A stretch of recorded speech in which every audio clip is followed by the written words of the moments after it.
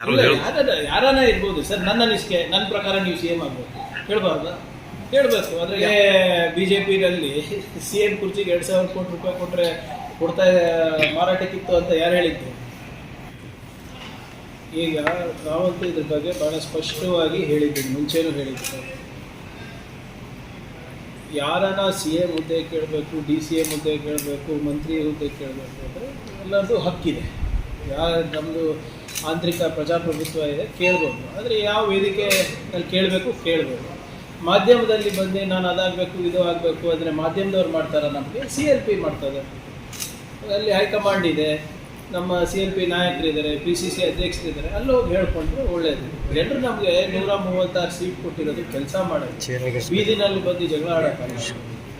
ನಾವೆಲ್ಲರೂ ಕೂಡ ಏನು ನಮ್ಮ ಜನರ ಆಶೀರ್ವಾದ ಇದೆ ಅದನ್ನು ನಾವು ಸದುಪಯೋಗ ಮಾಡಿಕೊಳ್ಬೇಕು ಹೊರತು ನಮ್ಮಲ್ಲಿ ನಮ್ಮ ಅಭಿಪ್ರಾಯಗಳನ್ನು ಪಬ್ಲಿಕ್ಕಲ್ಲಿ ಹೇಳ್ಕೊಳೋದಲ್ಲ. ಆಮೇಲೆ ನಾವು ಏನಂತ ಸಂದೇಶ ಕಳಿಸ್ತಾ ಇದ್ದೀವಿ ನಮ್ಮ ಕಾರ್ಯಕರ್ತರಿಗೆ, ನಮ್ಮ ಜನರಿಗೆ? ಹಿಂಗೆ ಮಾಡ್ಕೋತಾ ಹೋದರೆ ಬಿಜೆಪಿನಲ್ಲಿ ಯಾರು ನಾಯಕರಿಲ್ಲ ಸದ್ಯಕ್ಕೆ. ರಾಜ್ಯ ಬಿಜೆಪಿನಲ್ಲಿ ಅಪಾರವಾದಂಥ ನಾಯಕತ್ವದ ಕೊರತೆ ಇದೆ. ನಾವುಗಳಿಗೆ ಮಾತಾಡೋದ್ರಿಂದ ಅಲ್ಲಿನ ನಾಯಕತ್ವರೂ ಬೆಳೆಸ್ತೀವಿ, ಜೊತೆಗೆ ಇಲ್ಲಿ ನಮ್ಮ ಕಾರ್ಯಕರ್ತರು ಕೂಡ ಅವರಿಗೂ ಕೂಡ ಬೇಜಾರಾಗೋದೇ ನಡ್ಕೊಳ್ತಾರೆ. ದಯವಿಟ್ಟು ಯಾರು ಆಶೀರ್ವಾದದಿಂದ ಬಂದಿದ್ದೀವಿ ಅದನ್ನು ನೆನ್ಪಿಟ್ಕೊಂಡು ಕಾರ್ಯಕರ್ತರಿರ್ಬೋದು, ನಮ್ಮ ನಾಯಕರಿರ್ಬೋದು, ಅವರಿಗೆ ನಾವು ಗೌರವ ಕೊಟ್ಟು ನಾವು ಯಾವ ಮಾತು ಎಲ್ಲ ಆಡಬೇಕು ಅಂತ ಗೊತ್ತಾದರೆ ಅವ್ರಿಗೆ ಗೌರವ ಕೊಟ್ಟಂಗೆ ಆಗ್ತದೆ. ಯಾರಾದರೂ ಇರ್ಬೋದು, ಸಮುದಾಯದ ಹಿರಿಯರಿರ್ಬೋದು, ಸಮುದಾಯದ ನಾಯಕರಿರ್ಬೋದು, ಸ್ವಾಮೀಜಿಗಳಿರ್ಬೋದು, ಅವರವರ ಅನಿಸಿಕೆಗಳು ಹೋಗಿ ಹೈಕಮಾಂಡಿಗೆ ಹೇಳಿ. ಬೇಡ ಅಂತ ಯಾರು ಹೇಳಿದ್ದಾರೆ? ಎಲ್ಲರೂ ಕೂಡ ಕ್ಲೇಮ್ ಮಾಡ್ತಾ ಇದ್ದಾರಲ್ಲ, ನಾವು ನಮ್ಮ ಸಮುದಾಯಕ್ಕೆ ಕೊಡಿ ಅಂತ. ಯಾವ್ಯಾವ ಸಮುದಾಯಗಳು ಎಷ್ಟು ಓಟ್ ಹಾಕಿದ್ದಾರೆ ಅಂತ ಎಲ್ಲರಿಗೂ ಗೊತ್ತಿದೆ. ಯಾವ ಸಮುದಾಯಗಳಿಗೆ ಪ್ರಾತಿನಿಧ್ಯತೆ ಸಿಕ್ಕಿದೆ ಸ್ವತಂತ್ರ ಸಿಕ್ಕ ಮೇಲೆ ಕರ್ನಾಟಕದಲ್ಲಿ ಮುಖ್ಯಮಂತ್ರಿಯಾಗಿ ಅದನ್ನು ಗೊತ್ತಿದೆ. ಹಾಗಂತ ಎಲ್ಲರೂ ಕೇಳೋಕ್ಕಾಗ್ತದ? ಈಗ ಅಟ್ಲೀಸ್ಟು ಕೆಲವು ಸಮುದಾಯಗಳಿಗೆ ವೇದಿಕೆಗಳಿವೆ, ಕೆಲವು ಸಮುದಾಯಗಳಿಗೆ ಮಠಾಧೀಶ್ವರಗಳಿದೆ, ಕೆಲವು ಸಮುದಾಯಗಳಿಗೆ ಪ್ರಬಲವಾದಂಥ ಧ್ವನಿ ಇದೆ, ಗಟ್ಟಿ ಧ್ವನಿ ಇದೆ ಕೇಳಕ್ಕೆ. ಕೆಲವು ಸಮುದಾಯಗಳು ಹುಟ್ಲಿಂದ ಕಾಂಗ್ರೆಸ್ಸೇ ಮಾಡ್ತಾ ಇದ್ದಾರಲ್ಲ, ಧ್ವನಿನೂ ಇಲ್ಲ, ಮಠಗಳು ಇಲ್ಲ, ಸ್ವಾಮೀಜಿಗಳು ಇಲ್ಲ. ಅವ್ರೇನು ಮಾಡಬೇಕು? ಈ ಚುನಾವಣೆಯಲ್ಲಿ ಯಾವ್ಯಾವ ಸಮುದಾಯಗಳಿಗೆ ಎಷ್ಟೆಷ್ಟು ಓಟ್ ಬಿದ್ದಿದೆ ಅಂತ ಎಲ್ಲರೂ ಗೊತ್ತಿದೆ. ಯಾವ ಸಮುದಾಯಗಳು 100ಕ್ಕೆ 100 ಮಾಡಿದ್ದಾರೆ, ಯಾವ ಸಮುದಾಯಗಳು 40% ಮಾಡಿದ್ದಾರೆ, 50% ಮಾಡಿದ್ದಾರೆ, ಎಲ್ಲ ಗೊತ್ತಿದೆ ಅಲ್ಲ. ಕೆಲವು ಸಮುದಾಯಗಳಿಗೆ ಪ್ರಬಲವಾದಂಥ ಧ್ವನಿ ಇದೆ, ಕೇಳ್ತಾರೆ. ಕೆಲವು ಸಮುದಾಯಗಳಿಗೆ ಧ್ವನಿ ಇಲ್ಲ, ಕೇಳೋಕ್ಕಾಗೋದಿಲ್ಲ. ಆದರೆ ಓಟ್ ಮಾತ್ರ 100% ಹಾಕಿದ್ದೀವಲ್ಲ, ಹಾಗಂತ ನಾವು ಪಕ್ಷಕ್ಕೆ ನಷ್ಟ ಆಗುವಂತೆ, ಸರ್ಕಾರಕ್ಕೆ ನಷ್ಟ ಆಗುವಂತೆ, ಸಂಘಟನೆಗೆ ನಷ್ಟ ಆಗುವಂತೆ ನಾವೆಲ್ಲ ಮಾತಾಡಿದ್ದೀವಿ? ಯಾರನ್ನ ಹೆಚ್ಚುವರಿ ಕೂಗಿನ ಹಿಂದೆ ಸಿದ್ದರಾಮಯ್ಯ ಅವರು ಕೈವಾಡಿದೆ ಅಂತ ಪ್ರಹ್ಲಾದ್ ಜೋಶಿ ಅವರಿಗೆ ಅವ್ರ ಮನೆ ಬೆಂಕಿ ಹಾರಿಸ್ಕೊಳಕ್ಕೆ ಹೇಳಿದ್ದು ಅಷ್ಟೇ. ಈಗಾಗಲೇ ಡೆಲ್ಲಿನಲ್ಲಿ ಹೋಗಿ ಒಂದು ಲಾಬಿ ಕೂತಿತ್ತು, ಇವರು ವಿಜೇಂದ್ರ ಅವರು ಚೇಂಜ್ ಆಗಬೇಕು, ಅಶೋಕ್ ಚೇಂಜ್ ಆಗಬೇಕು ಅಂತ. ಇವತ್ತು ನೋಡಿ ಒಂದು ಚಾನೆಲ್ನಲ್ಲಿ ಅರ್ಧ ಗಂಟೆ ಪ್ರೋಗ್ರಾಮ್ ಹಾಕಿದಾರಲ್ಲ, ಅಶೋಕ್ ಅವರು ಸಮರ್ಥವಾಗಿ ನಿಭಾಯಿಸ್ತಾ ಇಲ್ಲ ಅಂದ್ಬಿಟ್ಟು. ಫಸ್ಟು ಅವ್ರ ಮನೆ ನೋಡ್ಕೊಳಕ್ಕೆ ಹೇಳಿ, ನಮ್ಮ ಮನೆ ಏನೂ ಆಗಿಲ್ಲ. ಇರ್ತವೆ ಒಂದು ಮನೆ ಅಂದರೆ 4 ಮಾತು ಇದ್ದೇ ಇರ್ತವೆ. ಇದೇ ಬಿಜೆಪಿನಲ್ಲಿ CM ಕುರ್ಚಿಗೆ 2,000 ಕೋಟಿ ರೂಪಾಯಿ ಕೊಟ್ಟರೆ ಮಾರಾಟಕ್ಕಿತ್ತು ಅಂತ ಯಾರು ಹೇಳಿದ್ದು? ಮೇಲ್ಗಡೆ ಹೈಕಮಾಂಡಲ್ಲಿ 2,000 ಕೋಟಿ ರೂಪಾಯಿ 2,500 crores ಕೊಟ್ಟರೆ CM ಆಗ್ಬೋದು ಅಂದ್ಬಿಟ್ಟು ಯತ್ನಾಳವ್ರು ಹೇಳಿದಲ್ವ? ಅದೇನು ಜೋಶಿಯವರಿಗೆ ಕೊಡಬೇಕಾಗಿತ್ತ ದುಡ್ಡು? ಈಗ ನಿಮ್ಮ ಅಭಿಪ್ರಾಯ ನಿಮ್ಗೆ ಹೇಳೋಕ್ಕೆ ನಿಮಗೆ ವಾಕ್ ಸ್ವಾತಂತ್ರ್ಯ ಇದೆ, ಹೇಳಿ. ಅದಕ್ಕೇನಿದೆ?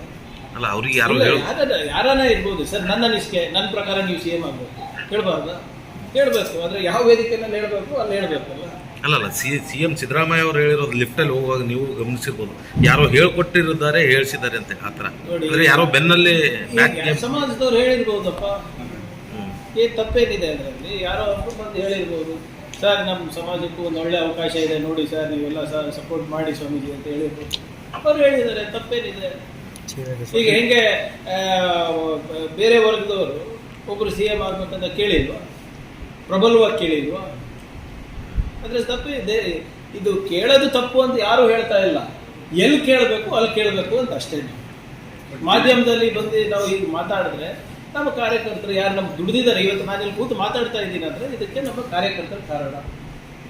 ಅವ್ರಿಗೆ ಗೌರವ ಕೊಡಬೇಕಲ್ಲ. ನಾನು ನನ್ನ ಮಾತಿನಿಂದ ನಮ್ಮ ಸಂಘಟನೆಗೆ, ನಮ್ಮ ಕಾರ್ಯಕರ್ತರ ಶ್ರಮಕ್ಕೆ ಮುಜುಗರ ಆಗದಿದ್ರೆ ನಾನು ಮಾತಾಡಬಾರ್ದು. As simple as that. ನಾಳೆ ನಮ್ಮ ಕಾರ್ಯಕರ್ತರು ಕ್ಷಮಿಸ್ತಾರ? ಅವ್ರ ಹತ್ರನೇ ಹೋಗ್ಬೇಕಲ್ಲ ನಾನು.